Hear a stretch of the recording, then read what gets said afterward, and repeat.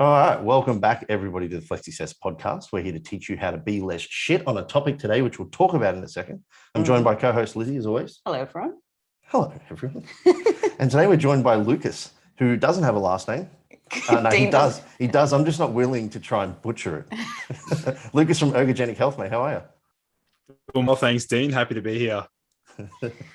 I must say, I love your business name. I like both your business names. One's Boost Your Biology and one's Ergogenic Health. And I'm like, God damn it, I like both of those. What is it that you like about them, Dean? Well, ergogenic is performance enhancing. I always like that word. And it's performance enhancing to health. That's cool. And Boost Your Biology has just got a bit of a, you know. Maybe Lucas can help us. Although the acronym's BIB. Okay. I don't hate BIB. For a while, Lucas, I've not loved the name Flex Success. And I've always rallied to think of something better, but everybody else on the Flex Success team seems to love it, and I can't think of anything better. So maybe we'll have to employ your services. Yeah, that sounds good. The ergogenic words, like I was obsessed with it at the age of like 15 or 16. I came across it. I'm like, damn, that's such a cool word. Yeah, I really used to always write like ergogenic aids in whenever I'd write articles about supplements. AIDS. Yeah, like it just worked, you know? Yeah. So I remember when I read, I was like, damn, that's a good name. I could have used that. But yeah, I don't love Flex Success, but I don't know anything better. I really like the word alchemy. Yeah. An alchemist, like making something out of nothing. Yeah, But anyways, on to more important topics, Lucas. For people who don't know who you are, I might hand it over to you to tell them who you are, what you do, and why you do it. Sure, yeah.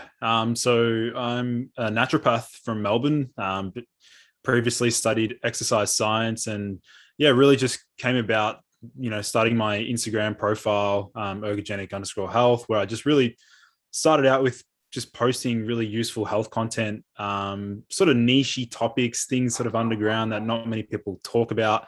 I've always, you know, prided myself on being able to discover new and novel stuff because I'm just sick of seeing mainstream things. So yeah, really the business sort of came about with just a pure passion and interest in how we can optimize the human body, both mentally and physically. And yeah, I sort of come from a soccer background. I know we were sort of discussing Budapest before. Actually, that was the sort of first country I went to actually play overseas, representing Melbourne in Budapest.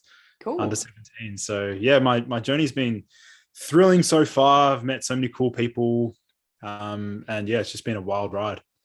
Hey, just like Dean, from a serious soccer player to a serious nerd. it's true. I mean that in the best possible way. Nerd is absolutely a compliment. I don't know if I could classify myself as a nerd, though. Really? I think you're a nerd. Only because I'm a meathead. You can be both. Yeah. Best possible combination. Maybe I need to get some glasses. Maybe. Man, I remember listening to a podcast a while back with this is before glasses became normal. Like they're pretty common now, right? It was someone like a Jordan Shallow or something like that. It wasn't him, but it was someone of that kind of stature. And he went and bought glasses with no prescription in them to give off the illusion that he was smarter because he realized that people would listen to him more. Luke Tulloch told us that he wears glasses in the gym so that he looks more approachable. Yeah, right. That's good. Yeah. Anyways, that is interesting. Now, what got you into, because you said you're a naturopath, why did you choose that path? Well, that really stemmed from getting involved in a startup really at a really young age. I was actually involved in a nootropic startup, which is like, for those listening in who don't know what nootropics are, they're just any compound, natural or synthetic, that can improve brain function. And so I sort of got involved in the startup here in Melbourne. I helped to formulate one of their products, and from there, I just spent so much time researching ingredients and herbal extracts and things like that. And then realized that most of the stuff that I was doing was literally what a naturopath would do. And then just, yeah, sort of transitioned over there and just fell in love with the naturopathic way of like viewing the body. Interesting. Now, for those that have no idea about nootropics, you gave a brief intro into what it is. Maybe you can unpack it a bit more for people, like who uses them, in what context. Give us the down low. Yeah, sure. So nootropics really, it's a term used to describe a range of compounds that can either improve cognition, improve any element of cognitive function, say alertness, concentration, focus, memory, things like that. And I think the word really started that was like a really big buzzword around the time that the movie Limitless was released. I'm sure both of you seen that movie. And yeah, if you actually have a look at the Google Analytics, you'll see that the word nootropics was searched like 10x times from 2011, which is pretty fascinating. But really, that term is all encompassing. So like a standard nootropic that most people would be familiar with is something known as L-theanine from green tea, which I'm sure both of you have had experience with. And so really just from there, like in terms of who uses nootropics, it's very broad spectrum. I guess those that are looking to combat stress, high stress jobs, executives, pilots, military personnel, bodybuilders, athletes, like it's quite broad and far reaching. Do you find that some people use nootropics to mask the symptoms of poor sleep and poor nutrition? Yeah. Oh yeah. Oh, for sure. There's yeah, I mean that's one of the, I guess it can be a benefit at the same time. A lot of these nootropics can offset the deleterious effects of sleep deprivation. So in a sense, it can be beneficial. But again, like when I'm trying to educate people about nootropics, I'm always stressing the naturopathic philosophies, which is like optimized sleep, diet, training, stress first, and then nootropics are sort of like the icing on the cake. It would be like someone starting at the gym, not having a solid foundation, but going straight to steroids. Yeah. Or I think like the nootropic in an instance would be like the painkiller in somebody who's got an injury, you know? Like in that, like you can take the painkiller, which would mask the injury, giving you feedback of pain. The injury still exists, just like the sleep deprivation does. And there's obviously got to be a point where you probably bottleneck and even the nootropics become less effective or you require more or whatever it may be, I guess. Yeah, and what you'll also find is a lot of these nootropics actually have crossover effects, and some of them actually do promote deep sleep and influence REM sleep because they're acting on this sort of the same pathways. So there are certain nootropics that people like to lean towards that they'll use in the afternoon or evening to improve cognition the following day, but then also support sleep that night as well. So there's a range of things we can really tap into. I'm interested to know about tolerance and reliance and nootropics. Yeah, it's a really good point because most nootropics do develop some degree of tolerance and or habituation. However, lately I've been sort of diving into compounds that have sort of reverse tolerance, which is like it's a Dean would know a fair bit about it, but it's sort of like over time, the more you use the compound, the stronger the effects, meaning you need less of that given dosage to elicit an improvement in cognition. So that's been really cool, diving into even ashwagandha. Recently I found out that some of those withanolides found within ashwagandha seem to have reverse tolerance on that GABA A receptor, which is fairly new research, but it's really cool. So we're talking about a heightened response with extended exposure.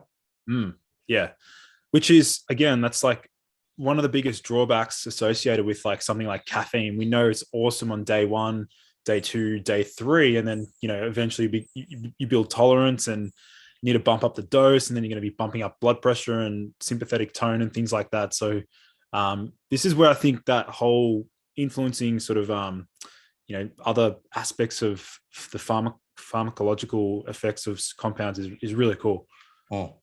So would it be fair to say that there's perhaps like varying classes of nootropics then? Something would be like, say, stimulant dominant versus mood dominant, or like maybe dopaminergic versus something else?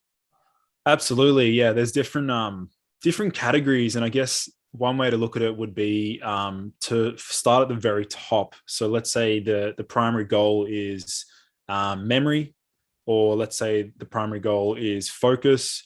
Then the way I look at it is, okay, what are the key neurotransmitters that, mediate that pathway or improve and strengthen that pathway? And then basically just collating a list of ingredients and then working within their given respective dosages, and then sort of, tailoring a bit of a protocol like what I did with yourself, Dean, is like customizing a bit of a plan to target that pathway, which is that's where I think the future really lies, is less so with given pre-made stacks, but more with people having the understanding on how to use the compounds and then using them to their advantage based on their individual neurochemistry sort of thing. Yeah, because there's got to be individual variability in regards to the response of these two things, I would imagine. Like anything that's pharmacologically orientated. You know, like someone can take caffeine and go to sleep. Another person can take caffeine and not sleep for 24 hours. You know.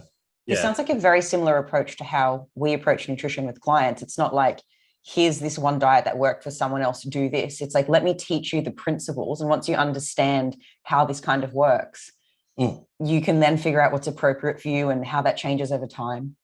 Yeah, I like that. I really like that principle of empowering the client so that they understand what to do, even though it's a little bit difficult for some people to understand the basics. Like, you try and break it down very simply. But I think, yeah, that premise of giving them sort of like what they need to then take control of their health in a sense is the best, because I mean, no one knows their body better than themselves in a sense. Like, I know it's good to outsource, get a coach and things like that, but that internal feedback, I think that really comes from the patient, the client themselves.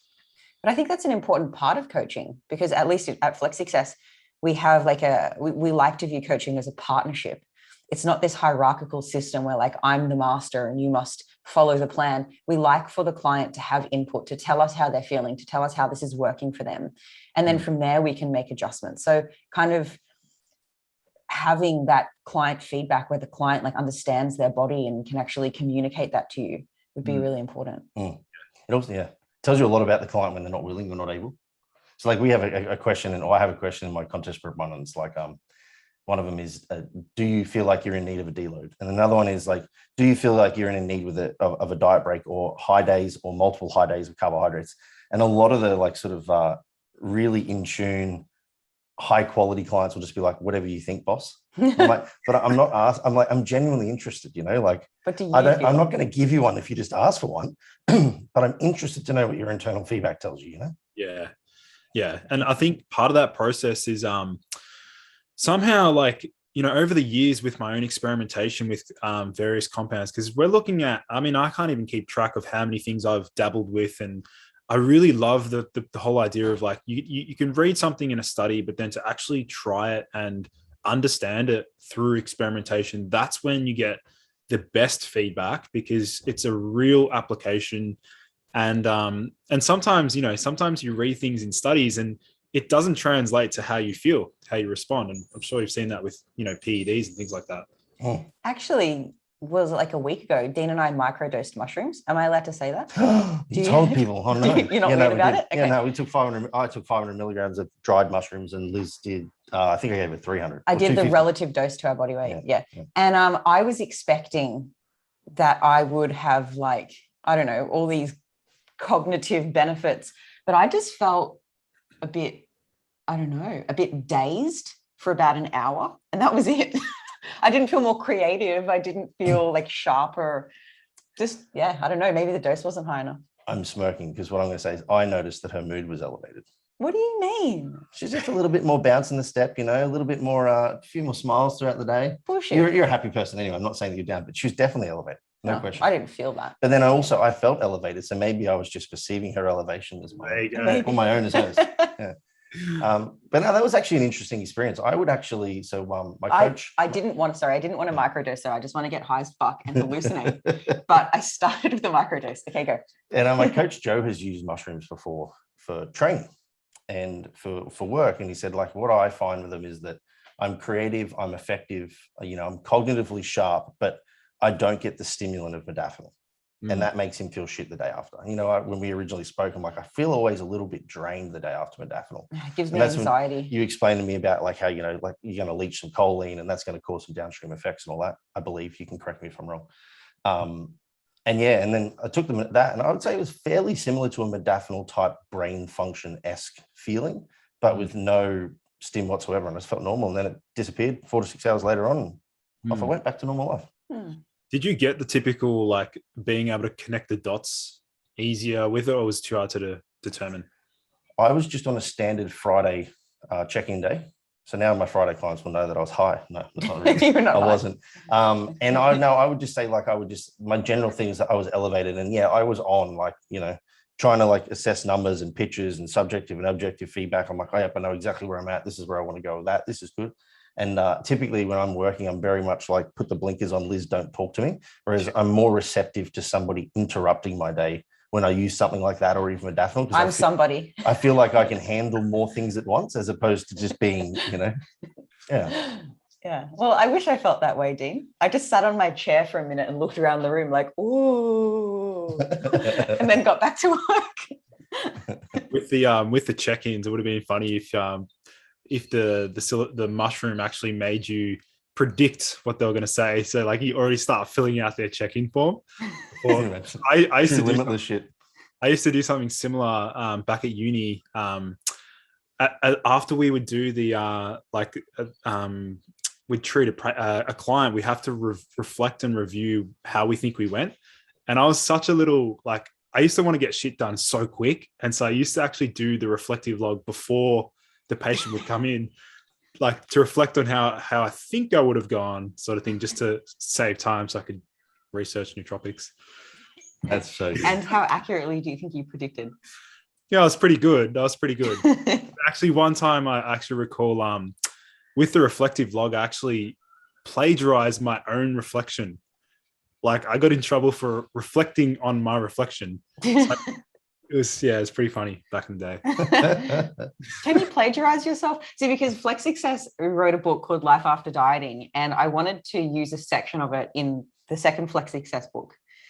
And I didn't know, like, legally, am I allowed to use this section even though it's a flex? But so anyways, I ended up saying this is a section from chapter 1 of our previous book. Can I talk about what I own? Yeah, like, I don't know what the legalities are. I mean, I'm not going to sue myself, am I? Well, that's it. You're accountable to yourself. But still, it just felt wrong. So that's too good. So, mate, let's you know, everybody, although it's not possible, because like you said before, there's inter-individual variability with all of this stuff. That's a big word. Let's like if someone's sort of looking for heightened cognition in that they're trying to get more work done more frequently, what sort of, I suppose, class of nootropics are they looking at versus someone who's looking for elevated mood in a social situation or something like that? Yeah, so when we're looking at like sustained attention, things to sort of like hone in and focus where you don't want anyone interrupting, you know, you're locked in, which again, like there's pros and cons to that state. I mean, I've been in that state as well, Dean, where I'm like, if people just try and interrupt me, I'm like, get out of my way. Like I'm just like, I'm so focused in. So that sort of pathway, that seems to be really heavily mediated through the dopaminergic and also the norepinephrine and orexin and histamine sort of pathway. So usually in that sort of state, what we want to do is suppress GABA activity, which is the inhibitory calming neurotransmitter, and instead opt for compounds that can really strengthen and mediate the the dopaminergic pathway. So good compounds to look at here would be even looking at some of the substrates that actually create dopamine. So looking at phenylalanine or tyrosine as a precursor, and then, you know, ramping up that tyrosine hydroxylase enzyme with something like bromantane, shifting that focus towards the dopamine pathway. And then basically just, we can also sometimes sort of add in, you know, a caffeine source or a stimulant to sort of potentiate the effects as well. That sounds like a good stack. It does sound I know it is because I used it this morning. Oh, yeah? There you go. Caffeine, bromantane, tyrosine. And what about for mood enhancers? So like when it comes to, mood optimization, there's a lot of discussion around like serotonin, increasing serotonin. This is pretty debatable because a lot of people actually tend to have higher levels of serotonin. It's not very well studied, but it's based on the way that people live and the sort of symptoms that people complain about nowadays. You know, people are complaining that they have low motivation. They procrastinate. They can't actually take action, and a lot of those symptoms are associated with excessive serotonin, which can actually dampen and sort of blunts the dopamine's effects in the brain as well. There you go. Mm. Maybe nothing. I was going to make a comment about you being moody and needing to take some, but is that true? No. Okay. Moodiest person I know. I'll get moody. Yeah, that's all really interesting. So you mentioned but I'm not even female. How's that possible? Fuck off, Dean. Well, now we're talking about cruising mood. for a bruising, my dear. So you mentioned there's like a lot that's unknown. If there was something within mood enhancers that you would want to know about nootropics, what might that be? So I think the critical point here would be to actually have a look at the a lot of the cofactors and not so much addressing direct precursors or nootropics to strengthen serotonin, but instead to look at the methylation pathway, to look at nutrient deficiencies, like simple ones like vitamin B1, B6, B9, B12.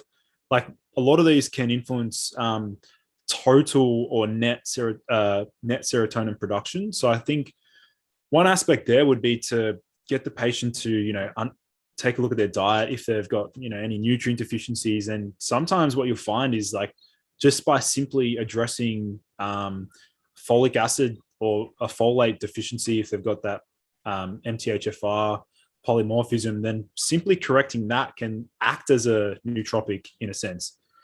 Because you're stemming the bleeding, so to speak. Or like we talked about at the beginning, we're taking away the sleep deprivation aspect of why they may be tired or have dampened mood by fixing the cause as opposed to just trying to treat the symptom. Basically. Or obliterate it with something new. Yeah. Yeah, I think people don't value a balanced diet enough. And they think that perhaps the solution to whatever symptoms is like some fancy supplement or something like that. But typically drink more water, sleep a little bit more, have a more balanced diet. And it's just so much easier just to take a pill. It's that red pill mentality, right? Yeah. Like I'm like, fuck, I'm tired. I wish I could just take something to fix this. Like it'd be nice, but I know it's not true. So. Maybe watch a bit less Netflix. Yeah. I think time and a little more chill.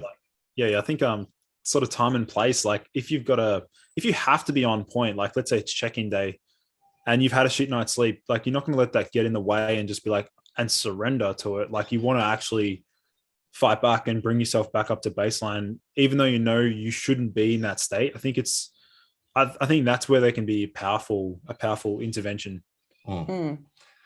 Now, what are some of the key, I suppose, like contraindications that people would have to think about if they're using nootropic stacks, like things where they can get it wrong if it's too frequent or use or whatever it may be? Yeah, that's a good question. So I guess one of the biggest things that I see, one of the biggest mistakes I see when people dabble with nootropics, and I've made the mistake millions of times myself, is like getting too carried away with testing or experimenting with too many different compounds at once. It's sort of like that. It's that principle of, more is better. So you think that like just by, adding in another compound that sort of addresses, you think might be addressing one pathway, but then actually what you'll find is that a lot of these nootropics actually target so many different pathways in the brain. So it's really hard to truly gauge the effects. So I think the biggest mistake I see is like people getting, super carried away, wanting to experiment with like maybe 2 to 3 at a time first up, without first understanding their individual response to that given compound, if that makes sense. Would you then go for a layering effect or like a more of an intermittent effect? So like what I mean by that would be, let's just say you try bromantane for the first week, but you also want to try bromantane with tyrosine. Would you layer and go bromantane for a week, then add tyrosine on top? Or would you be more inclined to go do bromantane, then do tyrosine, then do both? Yeah, that's a good point. In that situation, either or, to be honest, because if you're starting with one and then adding another one, like a new compound, then you're effectively gauging, because that's your outcomes. You want to see the synergism between the two. I think either way, as long as you've spent time with the compound alone, I call it, if you're a virgin to the compound, then get some experience first, and then you can sort of polyamory with them. I don't know. I was going to say, so not multiple partners on day one. Have a threesome with. Wouldn't that be an experience? I think my brother lost his virginity to a threesome, just quietly. Yeah. 2 dudes, 2 girls. I don't think my brother's gay. 2 girls. I wasn't saying he was sleeping with the guy. Oh yeah. That's funny. You assume. I assume if a guy says he's had a threesome, I'm assuming it's two dudes. Isn't this funny where this conversation went? Polyamory. Are there two compounds that you're thinking of trying together, Dean? Is that why you were asking? Were you just interested? No, I was more so interested in that. Yeah, whether you would layer. Like, I think in the past I've tried like a couple of things on their own in isolation, and then I've tried some layering just to see, like you said, if there's synergy, and then a triple layer and then a quadruple layer. And try and determine whether or not there's any difference to 2 versus 3 versus 4. But I think the important thing, like you mentioned before, is like you need to kind of understand mechanistically what you're manipulating. Otherwise, you might just be adding things that are either competing or, or even overlapping as well. Like it's just they're both like sort of duplicating. They're doing serving the same function, and hence one would become redundant. And that's what I see. Like with stacks that I see, I'm always critiquing stacks that come out. Like I love to pick them apart because I can just be like, yep, they're underdosed, overdosed, not complementary, not synergistic. Like, yeah. That was going to be my follow-up question. Is there what out of the common trends do you currently see have mistakes? It's like you're going to see fairly like there's probably like 5 or 6 compounds that are consistently in pre-workouts and all the rest of them. Are there any there that people could look at and go, if I see these two together, they're canceling each other out, or they're one's redundant or whatever it may be?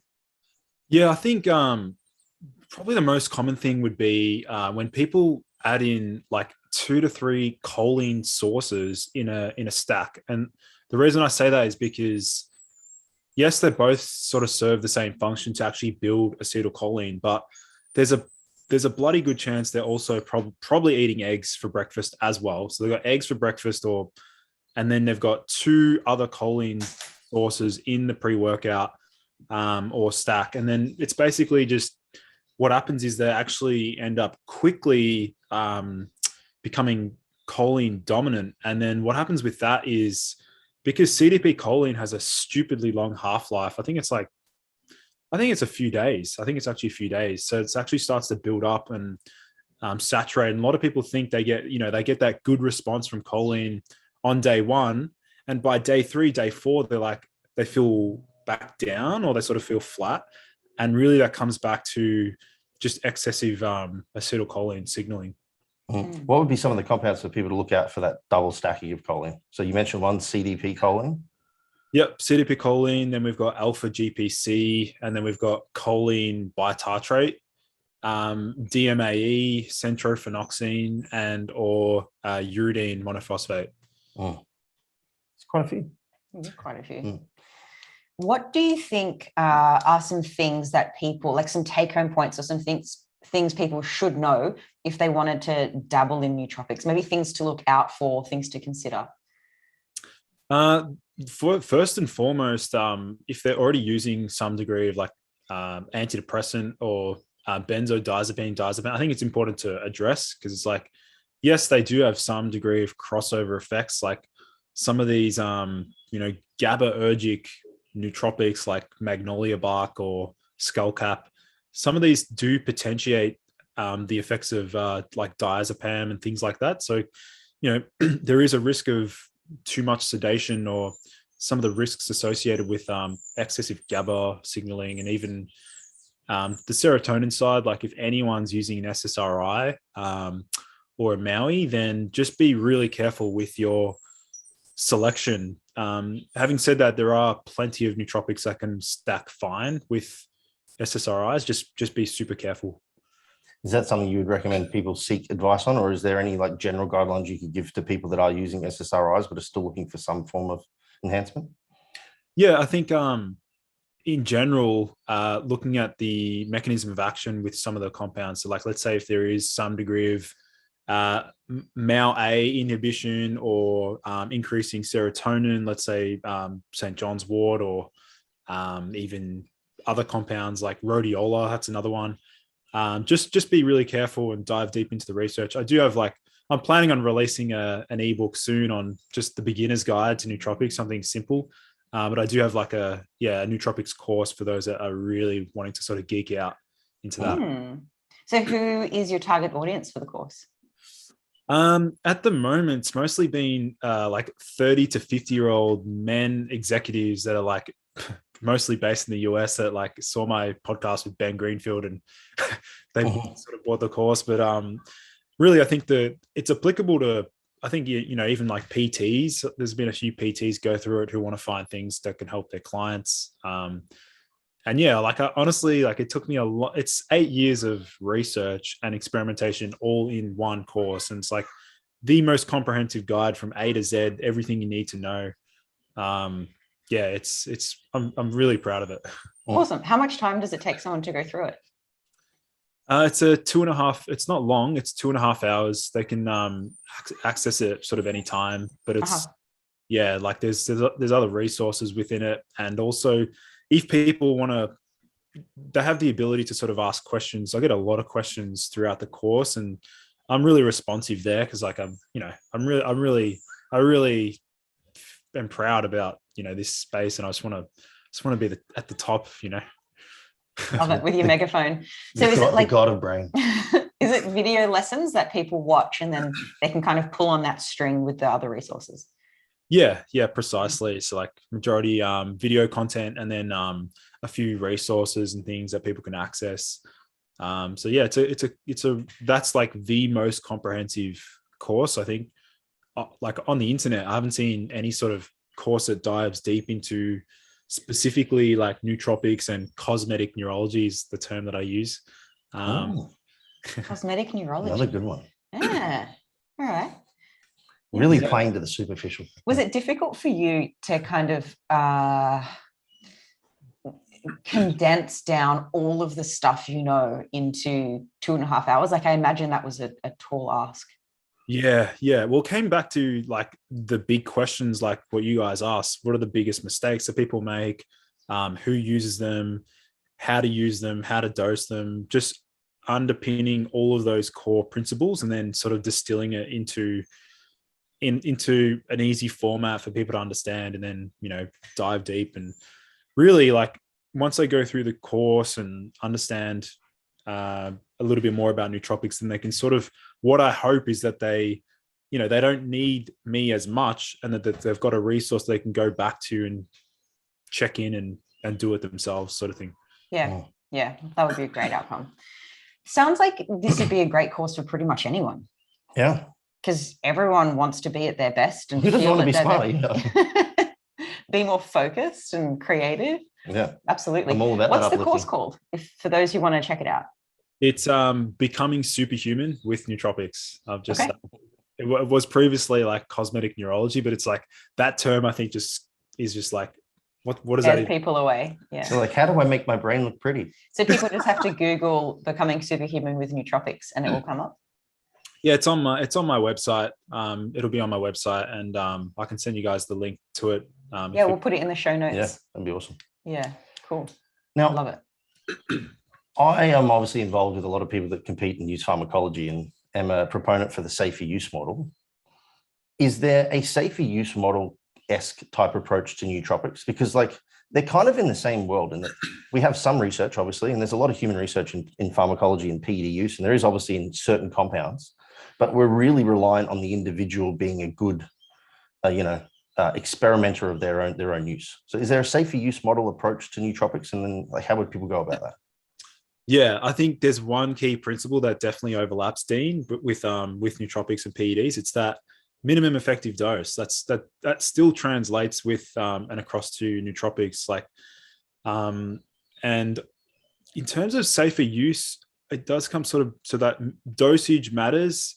Cycling also matters. So like the duration of usage, and then also being smart about understanding the potential side effects, because like most nootropics, they're going to have some degree of downfall or side effect, and one of which is maybe you're just too bloody focused and you're antisocial. Like I would call that a side effect. But if you're sort of smart about it, then you can offset it. You can sort of implement compounds that can improve GABA, and so like make you a bit more social in a sense.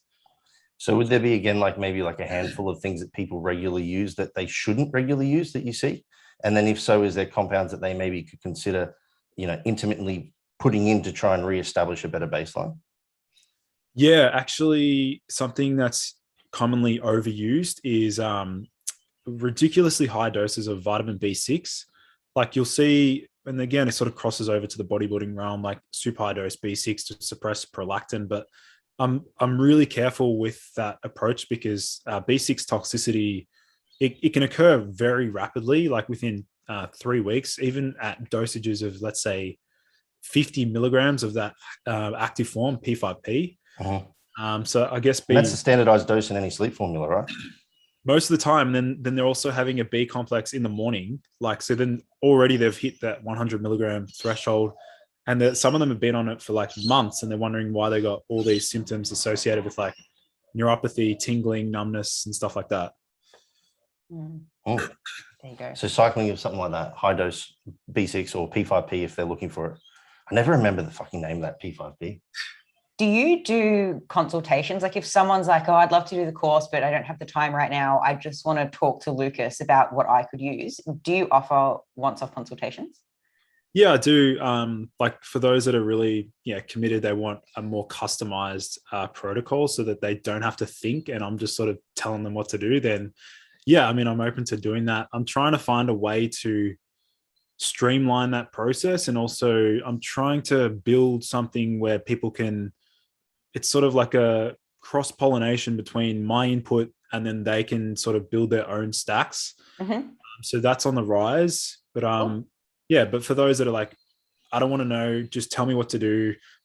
Just tell me when to have it, what dose to use. Like I can do that for people for sure. Make me limitless. Make me superhuman. I think this is my final question. Yes, Dean. Is there issues with sourcing quality ingredients in this space as well, given that they're experimental? Yeah. I mean, there's so many companies out there that sort of don't offer that third-party analysis, and it's difficult to really source high quality nootropics in Australia. Like a lot of these compounds, one of my biggest affiliate companies that I'm working with is science.bio.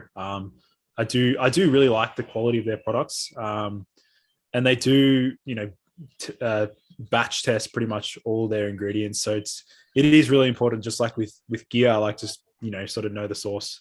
Yeah, because I imagine there'd be a lot of people trying to source things. They're just getting it from wherever they see it's available, and they're either getting nothing or something else. Are you familiar with Labdoor? Yeah, back in the day. Yeah. Do they test any nootropics? I think they do. Yeah, I think there's and there's even other companies similar to Labdoor now that are also doing a similar analysis. Yeah. They were pretty good. I imagine they would do blended versions, but not singular ingredients. Not isolated. Not isolated compounds. Yeah, okay. Tell you what, I had to buy tea cream off science.bio the other day, and they had no capsules, and I bought the powder, and fuck, that stuff is terrible, eh? Terrible in what way? Oh, the flavor is just like, we're talking like 100 milligrams of powder mixed in with tyrosine, which is tangy, and it ruins my mouth. Yeah, it's incredible. And this is the other thing I always found interesting is like back in the day when I used to work in supplements, and they're like, yeah, there's 200 or 400 milligrams of tea cream in this pre-workout. I'm like, how? Like, this tastes like a lolly. Now that I've had it raw again, I'm like, oh, it's so bad. It's like someone dried like 1,000 lemon peels and then wiped your tongue with it.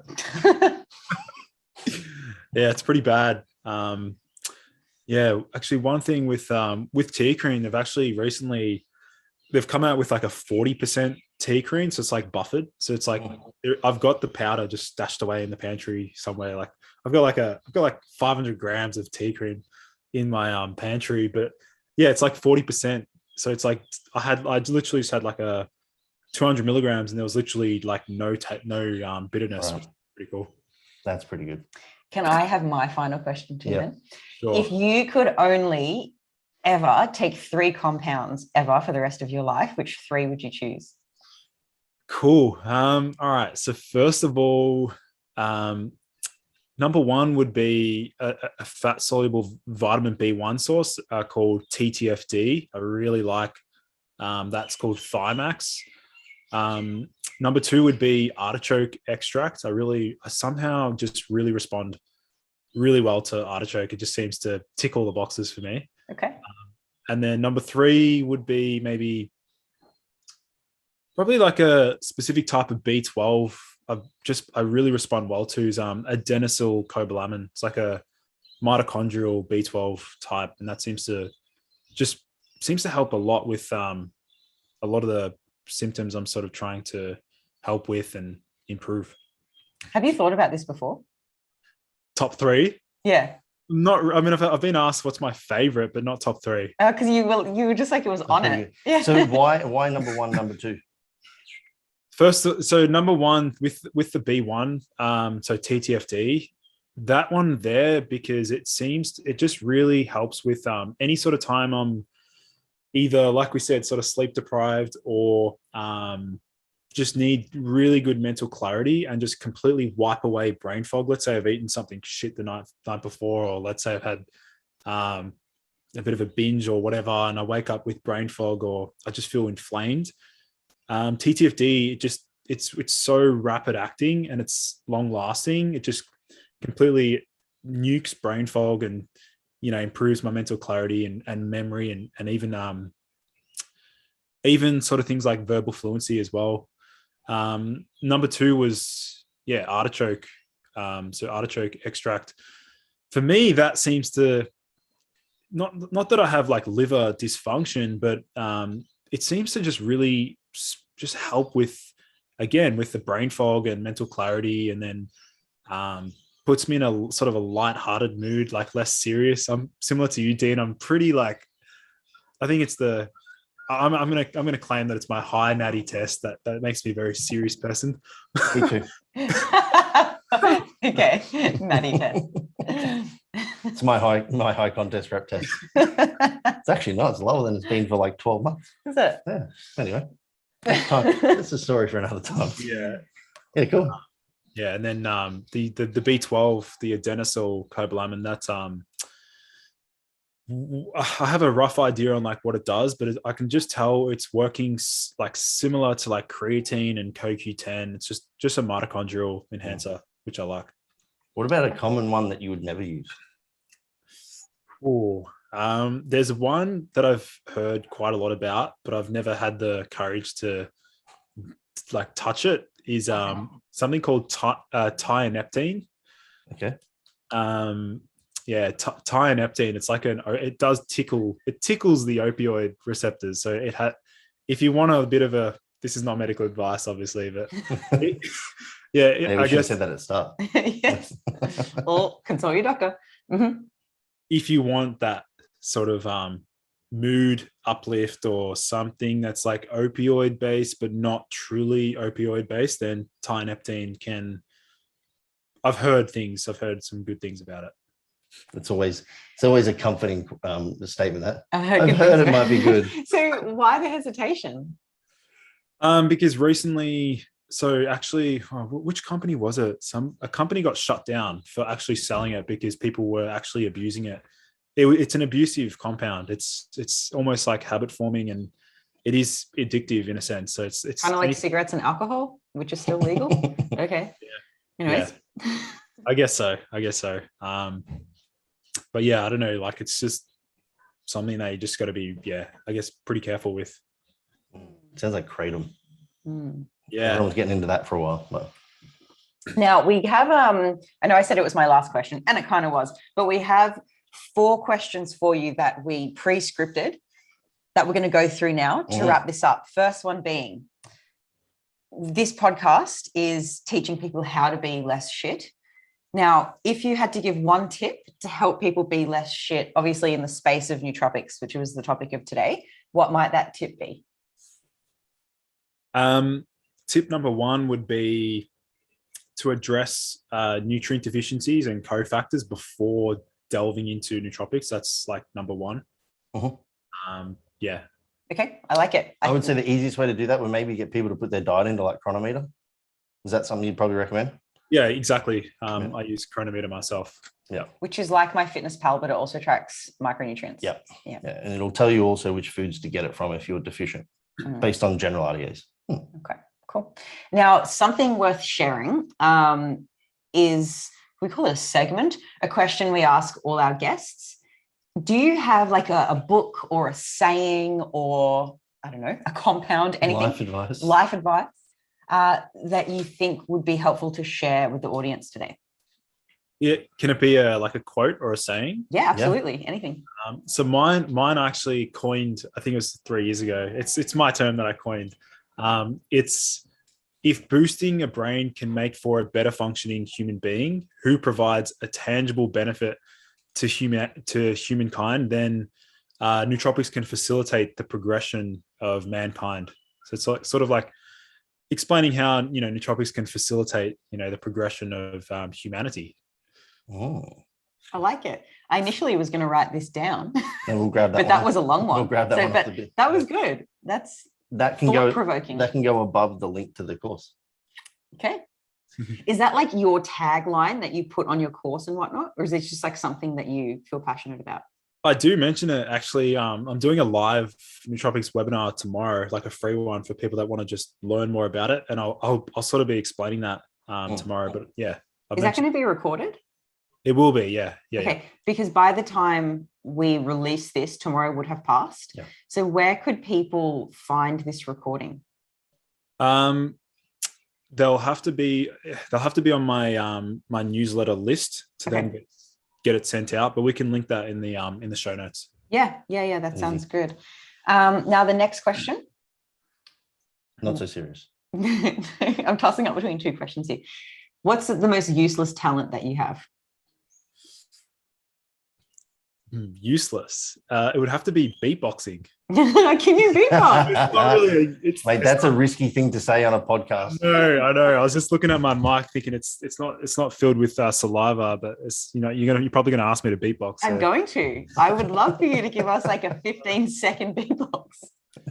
Jeez. Can we clap you in? No. Lucas. Yeah, I think he wants to. I'm happy. I can do it if you want. Like, yes, I would love you to. Absolutely. Yeah. Let me just get this closer here. I love where this went. This is so great. All right. Push beep and benches push beep. Sub button better pipe. Satisfaction.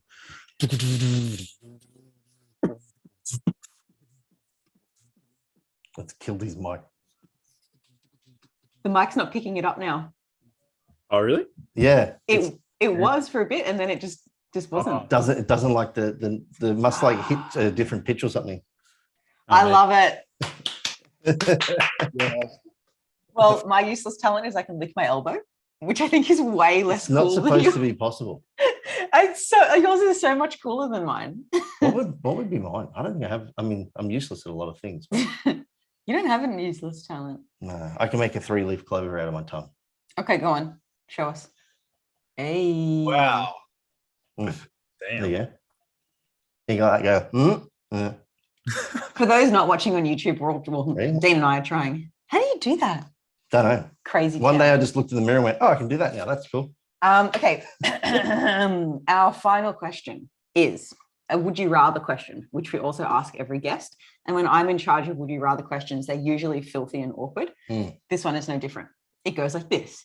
Would you rather have to, every time you buy something from a shop and the shop person's like, thanks, here's your receipt, you have to say, thank you, I love you? Or would you rather, if the shop person was like, hey, can I help you with anything? You have to say, yes, I'm looking for a dildo. Definitely the first one. Yes. Oh, really? Yeah. Oh, yeah, for sure. Because she's usually a hot checkout chick anyway. So. What if it's a dude or like not a hot checkout chick? You just give him the eyebrow lift. And, thanks, If it's bud. Love you, mate. If it's a dude, I'll just say I was talking to the chick behind you. It's like, yeah. Thank you. I love you. Well, the reason that I'm choosing the other one is just like thinking about probabilities here. I get handed a receipt or I buy things so much more frequently than people ask me if I need help. So even though the dildo one is more awkward, You could put headphones on, a hat on, and just never ever be spoken to. I'd just go down that route. I'd go down the don't talk to me route. I'd just be fully dopaminergic the whole time. What would you say if someone said, thank you, I love you to you?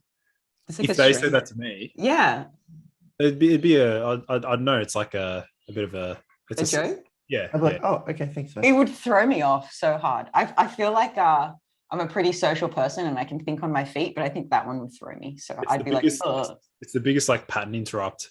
So like if you throw that at someone, you could I'm sure you can then try and hypnotize them, because you know how you, have you seen that where people just like it's part of hypnosis is like the pattern interrupt, and then they say a term and then they've actually got them like subconsciously.